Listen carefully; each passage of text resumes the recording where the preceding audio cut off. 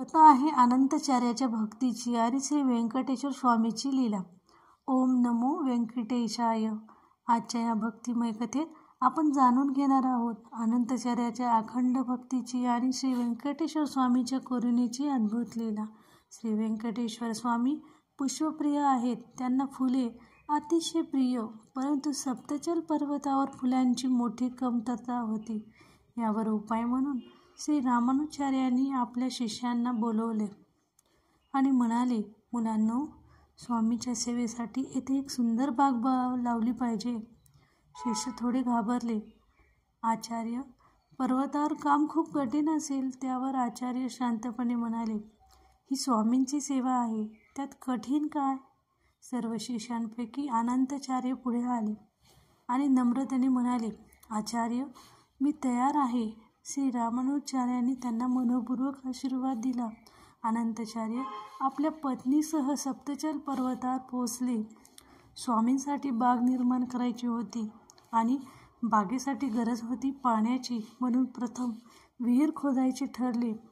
अनंताचार्य माती काढत आणि त्यांची गर्भवती पत्नी ती उचलून दूर फेकत होती.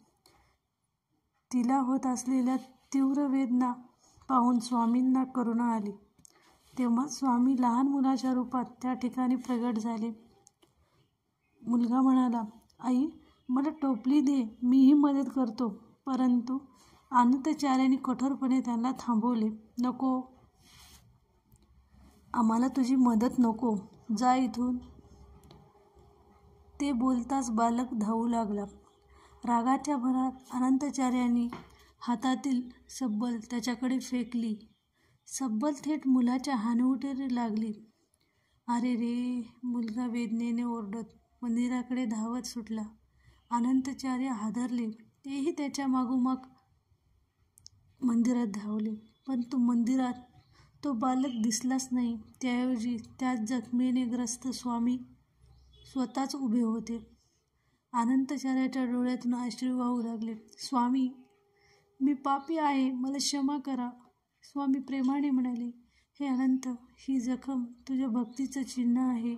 भावी पिढ्या ही जखम पाहतील आणि तुझ्या अढळ भक्तीचे गुणगान करतील. अनंताचार्यांनी कापूर लावला आणि स्वामीची जखम क्षणार्धात बरी झाली. अनंताचार्य आणि त्यांचे संपूर्ण कुटुंबियांनी स्वामीला वंदन केले आणि त्यांचे संपूर्ण कुटुंब स्वामी सेवेत लागले. ही होती अनंताचार्याच्या अखंड भक्तीची दिव्य कथा. ओम नमो व्यंकटेशाय.